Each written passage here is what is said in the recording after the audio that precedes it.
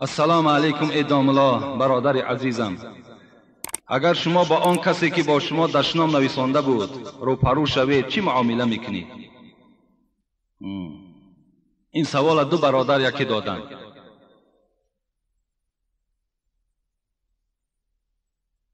عجب رسمی است در این دار غدار. این دار غدار است. این دنیای ما زندگی میکنیم، این دار نامش غدار است، خیانت کننده است، بی وفاست.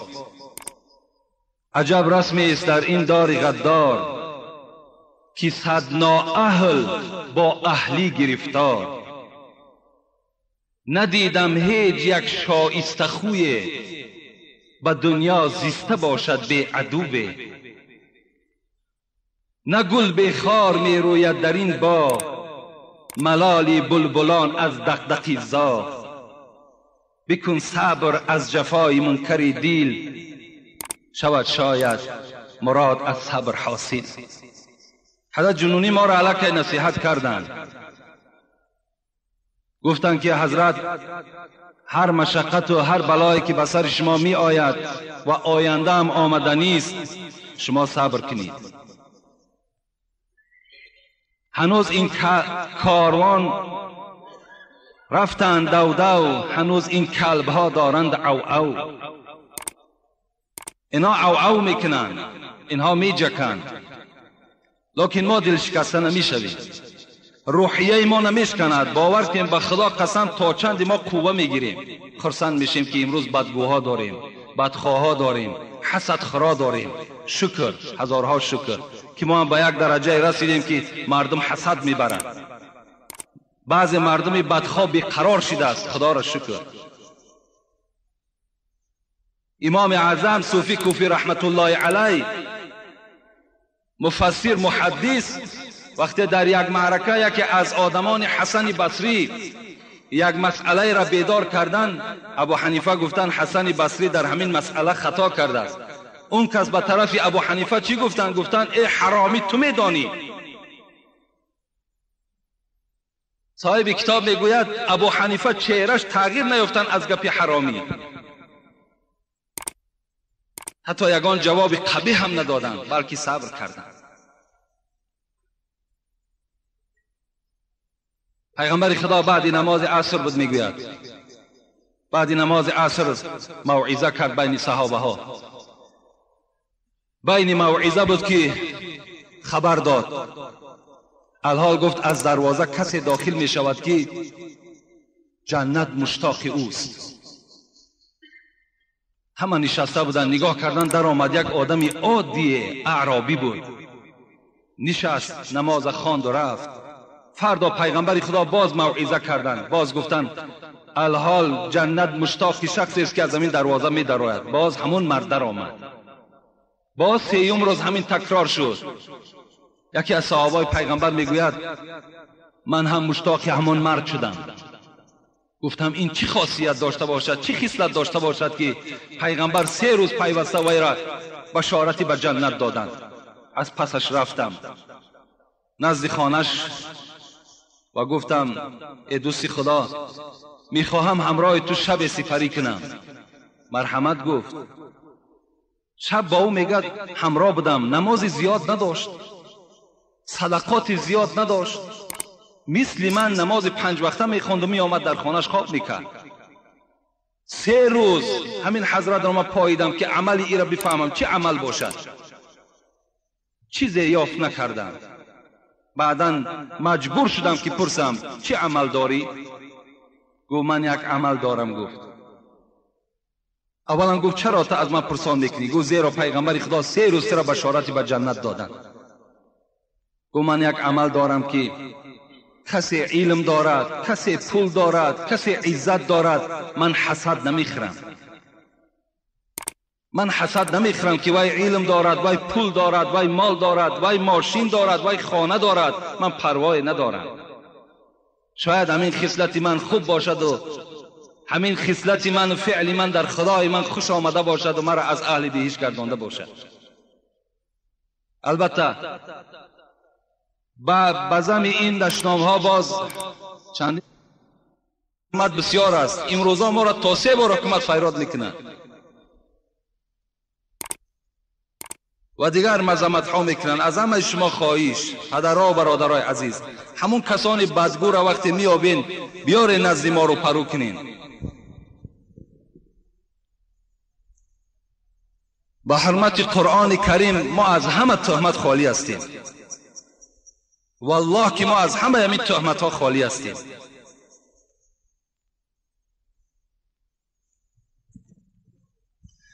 السلام علیکم داملای شیرین سخن. از شما یک خواهش دارم که هر جا نکاحی که میکنید یا معرکه هایی که میروید درباره کیبانوگی زنها سخن گویید که امروز کلین داریم، آش را پخته نمیتواند، نان پخته نمیتواند.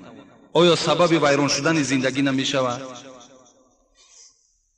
پیش از جواب این نزدیکی ما 4 روز در دوشنبه بدیم. 4 روز. همین 4 روز در یک روز تا 4 معرکه را ما را می بردن. 4 معرکه. تمام جوانهای دوشنبه، تمام جوانهای دنغره، تمام جوانهای غرم. داملا شما صحبت کنید، ما گوش کنید. تمام آنها وقتی یکی به یکی میگه که همین بچه از کولاب است، باور کن من با افتخاری کولابی بسیار ترچید میکنم. وقتی میگه کولابی است باور کنین من قبط گوش میگیرم که نه به خاطر حاجگی، نه به خاطر همین علم کوچک، بلکه به خاطر کولابی که از کولاب است.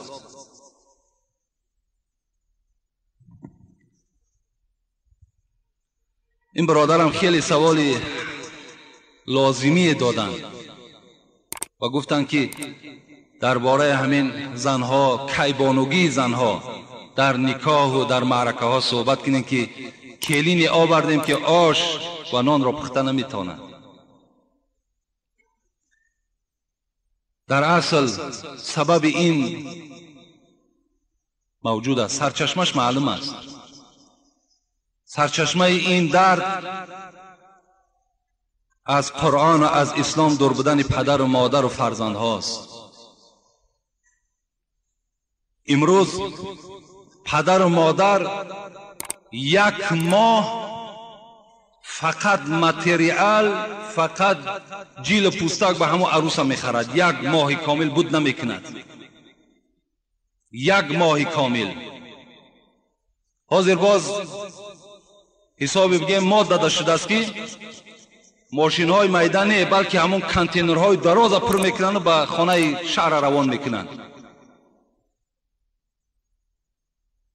دختر مجبور میکند برای من یک تلویزور، یک ویدیو دوایکا، خب تمام مثال چیزهای طلایی، کرسلا با تمام قاعده‌اش، همه اینا تامین کن. پدر و مادر مجبور هستند تامین میکنند. لیکن تا امروز نشنیدیم که یگان عروس ما و شما در زیر کش یک قرآن گرفته خانه شوهرش رفته باشد. نشنیدیم، ندیدیم. در یگان قلین تا حال یگان عروس فرمایش یک قرآن نداده است.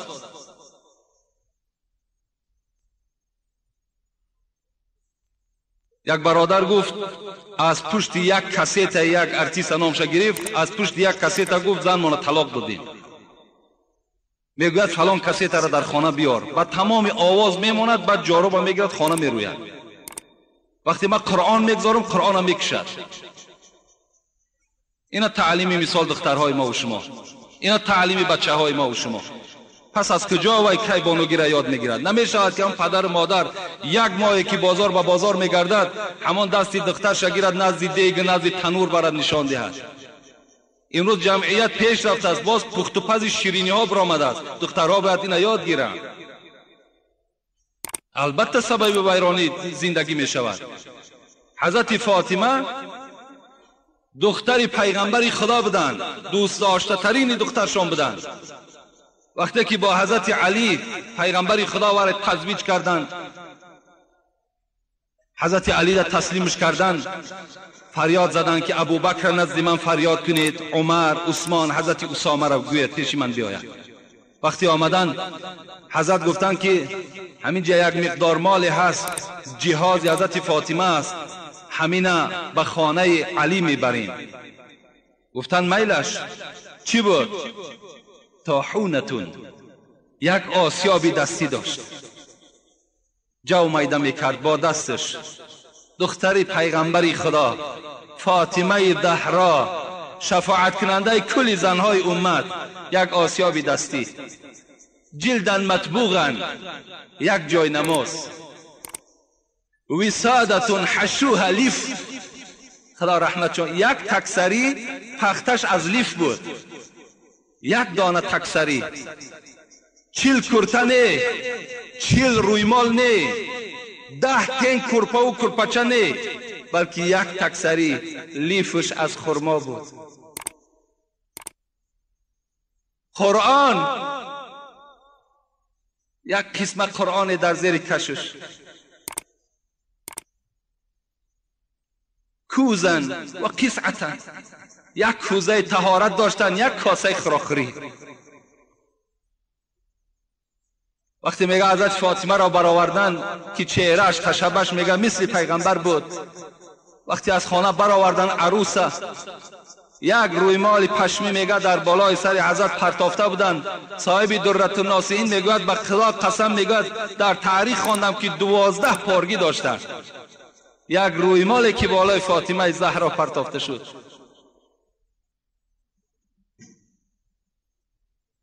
وای یک کم از بار نبردند، بلکه یک کم از عقل بردند، یک کم از فراست بردند. وای خدا ترسی داشتند. صاحب درة الناصحین میگوید که فاطمه با دستش آسیا و میگردانید، با زبانش قرآن میخواند، با دلش تفسیر میکرد، با پاهاش گاوره میجنبانید. امروز زنهای امت ببینید، زنهای ما و شما را تماشا کنید، کدام این به زبانش قرآن میخواند، کدام این خدمت شوهر کرده میتواند؟ هیچ کدامش. البته سبب ویرانی زندگی تمام فرزندای ما و شما می شود. بخواهیم که فرزندای ما و شما آرام زندگی کنند، دعای خوشتامن و خسر را گیرند، دعای شوهر را گیرند، باید تعلیم دهید در خانه، باید فراست نشان دهید، باید احترام نشان دهید، تا که شما در نزد همسایه شرمنده نشوید.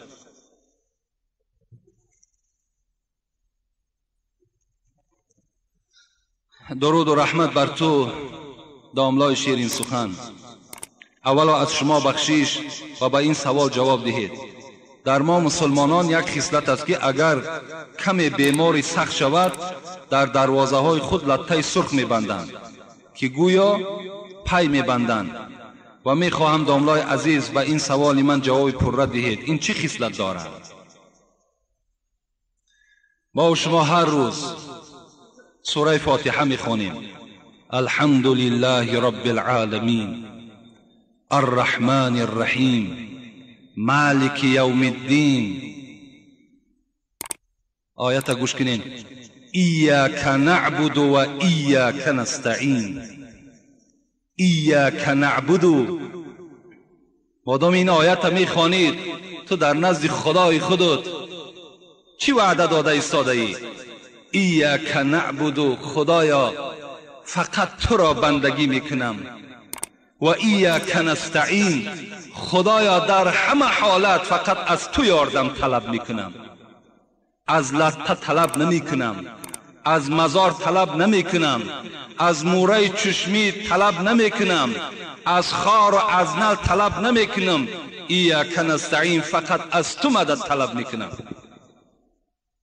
تو سوره فاتحه میخوانی، پس تو دروغ میگویی.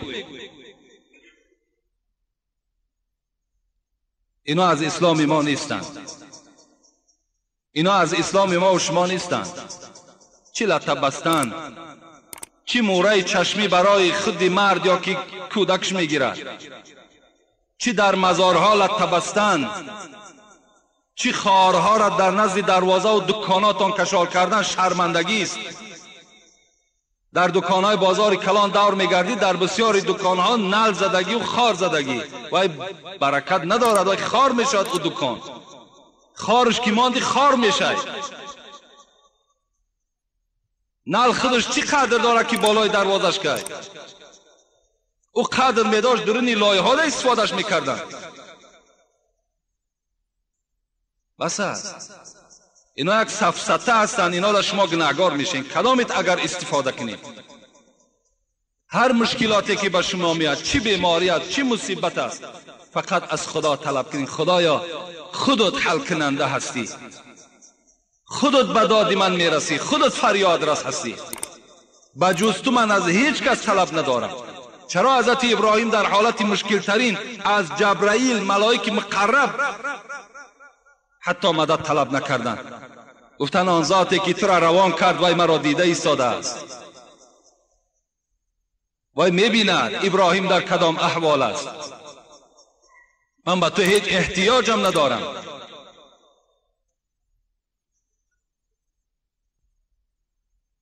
السلام علیکم و رحمت الله و برکاته. اول سلام رحمت به تو ای مرد خدا و عالم بزرگ. و این سوال من جواب دهید. اگر نماز بریده شود، نماز را از سر میخوانی و اصلاحش را به ما گویی.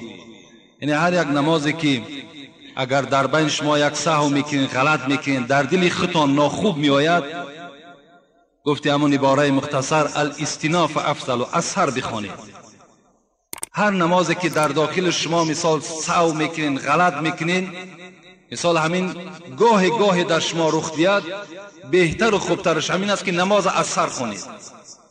اینش بهتر است که همه شک شبهه از دل شما دور می شود. و در کدام وقت قضایی خوانده می شود؟ میگویند که در مابین عصر و شام خواندن درست نیست. و نمازی که شب نیم شب میخوانی چی نیت میکنی و این نماز کدام نماز است؟ به ما فهمونید با احترام مخلص شما. نماز قضایی را شما میتونید بین عصر شام خوانید.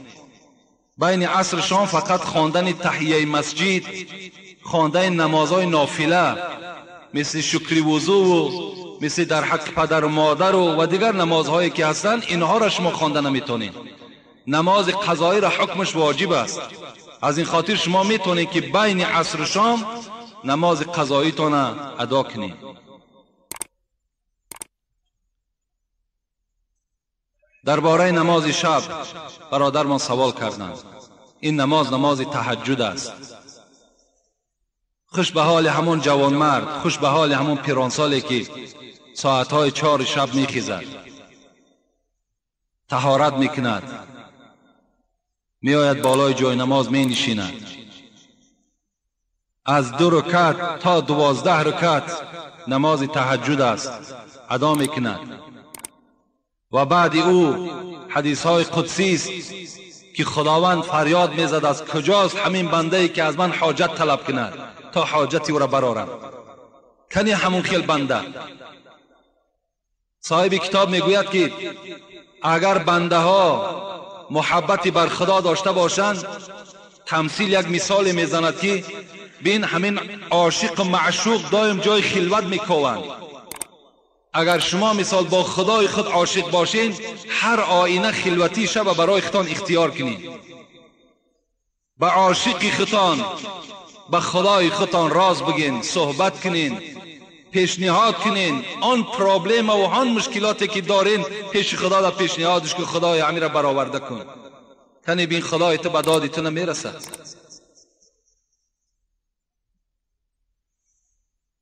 هر چیز، هر گنج سعادت که خدا داد به حافظ، حضرت حافظ میگوید هر گنج سعادت که خدا داد به حافظ، از یمن دعای شب و ورد سحری بود. این حضرت حافظی که امروز نامش در دنیا مشهور است میگوید این از نماز شب و از دعای سحری به این مقصد رسید. یا بنی ایاک و کثرة النوم باللیل فإن کثرة النوم باللیل تدعو الرجل فقیرا یوم القیامة. مادر حضرت سلیمان به سلیمان نصیحت کرده بود است که فرزند من از قسم شب بسیار خواب نکن، زیرا بسیار خواب کردن تو در روز قیامت را یکی از کمبغل ترین های مردم در روز قیامت میگرداند. وقتی اگر تو شبها به خواب بگذرانی، خوب است، بسیار بهترین است که کدام جوانی نباشد، کدام موی سفید نباشد، از قسم شب از ساعت 3 میخوانی، از 4 میخوانی، خیستن نماز خوان، نماز تهجد بخوان، انشاءالله در نزد خدا اجر خیلی زیادی میگیری. اینجا آیات ها و حدیث هاش هم زیاد است که فکر میکنم کفایت میکند. السلام علیکم و رحمت الله و برکاته. من یکی از مخلصان شما هستم و میخواهم با این سوال من جواب دهید. ما دو جوره بودیم، روز بین ما جنجال شد، خیلی وقت گذشت.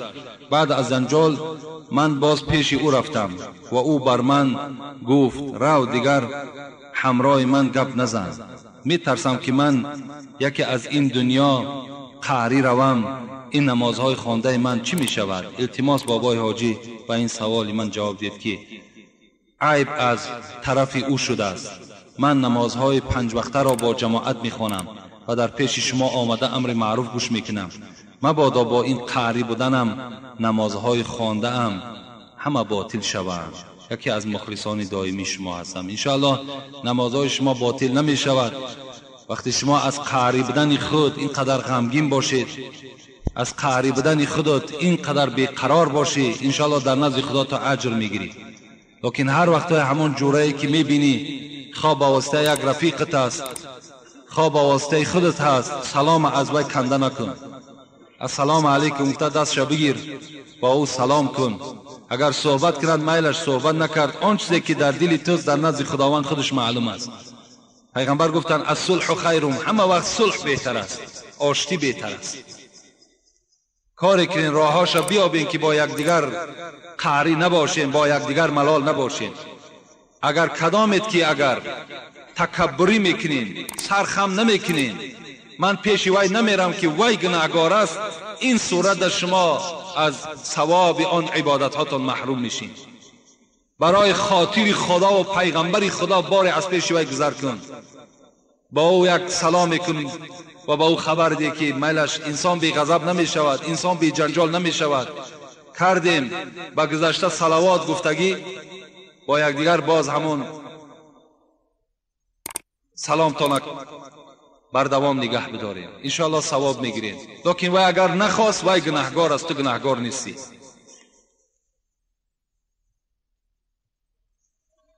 السلام علیکم داملای شیرین سخن، با سوال من جواب گردانید. طبق را لیسیدن آیا ثواب دارد؟ اگر حدیث پیغمبر باشد باز خوب می شود. امروز برادرای ما همه حدیث طلب میکنند، همه آیت طلب میکنند. شکر که امروز دلیل میکوبند. دلیل کافتن این نشانه با عقلی و با شعوری شماست که آیا در همین یک کدام مسئله نباشد کنی دلیلش. باور کن شما الحمدلله خیلی پیش رفتین. دیروز من در معرکه این بچه ها نشستیم، یک سخن گفتیم. وقتی من ریشتراشی رفتم دیروز، یک گروه بچه هایی که بگیم سین سال شدن به یک سین سال کلان رسیدن، چنان عقیده ندارن، چنان بی سواد هستن که میگوین که اگر نمی زیر کوی نمکی هست، همین اگر بیره کنی آینه جهانمو در زیر نمی است. باور کن آینه جهانموش چی است؟ من گوش دارم، با او توجه هم نکردم چی میگن آینه جهانموش در کجا باشه. اینو عیب هستند، اینو باید دیگر در معنی ما و شما باید یک چگونه که خندیدین این باید خنداور باشد. یا گفتن باز همونا گفتن که همین سنگ حضرت امیر جان شرشر بردن، از همو بالای شرشر پرواز کرد اومد با در همین جاش نشست. باور کنین حیرت در میمانی که نخو آدم اینقدر بی سواد باشد، اینقدر نافهم باشد. اینا را باور نکنین. هر روز دوشنبه با یکی میگد، هر روز دوشنبه میگد، شب دوشنبه همین حضرت امیر جان میگد همین خوابگاش می آید. وقتی می آید میگد همین تریزای ما درست می لرزد. با خدا قسم همین را دیروز ما شنیدیم از زبان بچه های با عقل که تریزای ما می جنبه. وقتی حضرت امیر جان می آید مثال خوابگاش تا می دراید. بسیار یک بی سوادی است. انا برای اینا دلیل گفتن در کار کنی دلیلت. اینا دروغ هستند، اینا را باور نکنید. اینا یک مسخره کردن اینمی اسلام ما و شماست، باور کنید. اینا را این یهودی‌ها در دین ما و شما می‌درارند، نمی حکایه‌های بی معنی را، تا که ما و شما مثال گوش اندازیم. بعضی آدم با شعور و علم دنیایی داشته باشد میگه که همین اسلام همش نمتری دروغ است، اسلام همش حکایه است. اینا را دشمن‌های دین میکنند.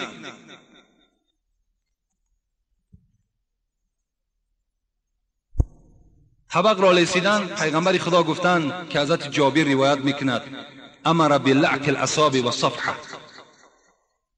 وقال انکم لا تدرون فی ایها برکه. پیغمبر خدا گفتند شما را امر میکنیم اینکه انگشت هاتون بلیسین و طبق را هم، صفحه گفته طبق هم میگن، طبق را هم لیسین، زیرا اینکه شما نمیدانید در کدام مکان طبق برکات هست، شما نمیدانید. در دوام حدیث پیغمبر گفته است که ولا یمسح یده بالمندیل حتی یلعق اصابعه فانه لا یدری فی ای طعامه برکه. پیغمبر دستش در همون دستمال نمیشکیده است تا وقتی که اگر دستهاش نمیلیسیده است.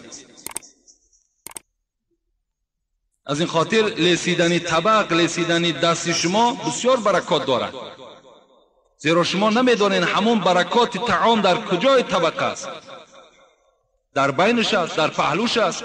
از این خاطر طعام طبق تازه کنین، انگشت هاتون لیسین، انشاءالله شاید در کدام جایی که وای باشه شما دیراب که کرد.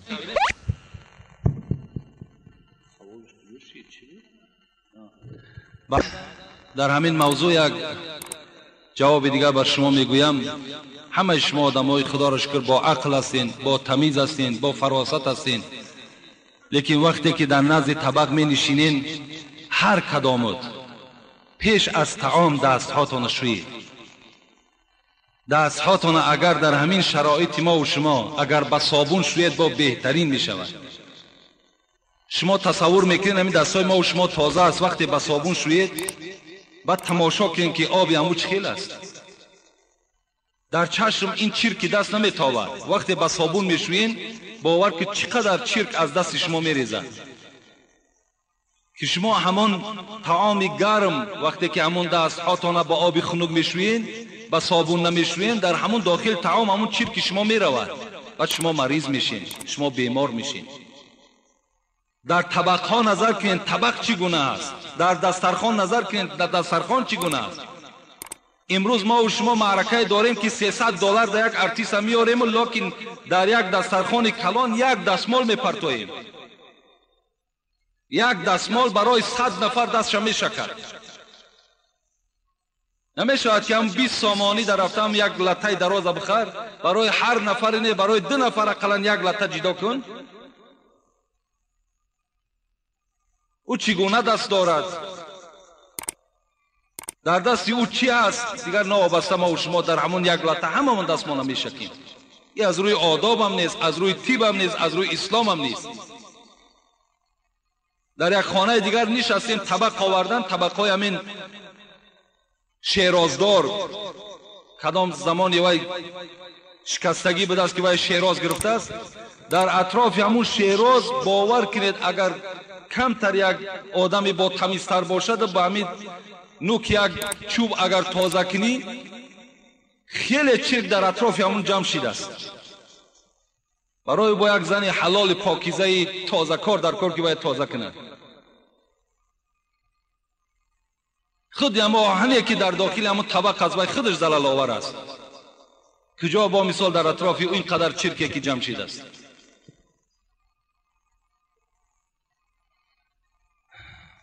سوال ها هم زیاد است. سلام داملای شیرین سخن، ما یکی از مخلصان شما هستیم. سوال: ترجمه حضرت یاسین و تبارک رو با ما فهمونید.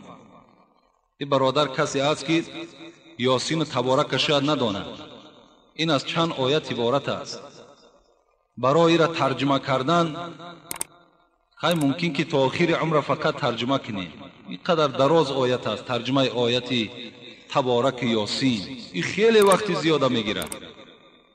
اگر برای کسی باشد لازم باشد دعوت کند خانهش، انشاءالله میریم اونجا با فرجتر بعد تحلیلش میکنیم. برای اینجا در وقت کمه. نیت غسل را پیش از آبازی میگویی یا بعد از آبازی؟ نیت غسل اگر چند مجتهدای ما و شما فقهای ما و شما پیش از غسل گفتند، در حالت همون لباس بدر کردن همون نیت غسل میخونید، لیکن این شرط نیست. دانستن و ندانستن نیت غسل این شرط نیست. اگر ندانی هم در غسل 3 فرض است: دهان شستن، بینی آب گرفتن، تمام بدن ترک کردن. همین 3 فرض به جا بیارین، نیت ندانینم باکی ندارد، شما تازه هستین، شما از جنابت خالی میشین. در وقت نیت کردن سنت اقتدا کردن به قرآن حمید و مجید میگوی یا که قبله از جهت کعبه، کدامش بهتر است؟ نیت کردن میگذارم نماز سنت، الله اکبر، بس از کفایت میکنه. برای نماز سنت شرط نیست که شما چی عدد چه برین چی حتی سنت ذکر کنید. نیت کردم نماز میخوانم، الله اکبر جایز میشد، حتی عباره مختصرم هست. لیکن اگر دلتون قرار نگرفت قرآن حمید و مجید شرط نیست. همون نیت کردم میگذارم 2 رکعت سنت نماز بامداد، روی آوردم به قبله، قبله به جهت کعبه، اقتدا کردم به امام حاضر ساده خالصا لله تعالی، الله اکبر. اگر همین نارم نگوی الله اکبرم بگوی، نماز تو درست میشه. ما سوداگران نماز پیشین عصر و شام را در بازار میخوانیم. هستند آدمانی که ما رو میگویند که بازار خانه شیطان است، در آنجا نماز خواندن درست نیست. و در آخر از خدای خود خواهانم که علم شما را زیاد گرداند و دولت زیاده گرداند که ما به نزد شما آمده از خدای خود و رسول خود با خبر میشویم. خدا شما را نگه بدارد. در بازار هستین، در کجای نباشین نماز خوانین. اگر نماز خانه شیطان است، در اصل شیطان های زیاد در بازار هستند و اون شیطان ها هم شیطان ها را با وسواس میکنند، شما را نه. همون شیطان هایی که در درون بازار هستند حق مردم میخرند، به انصاف هستند، دروغ میگویند، انا اونا شیطان هستند. شیطان با همونا کار دارد، با شما کاری ندارد. زیرا همون خود شیطان پیروی همونا هست، اونا پیروی شیطان هستند. هر دینا رفیق هستند. اونا با یکدیگر سر کار دارند. با آدم نمازخوان و با آدم عادل، با آدم راستگو و راست قول اونا کاری ندارند. اونا زورشون هم نمیرسند. و آخر دعوانا ان الحمد لله رب العالمین. خداوند عاقبت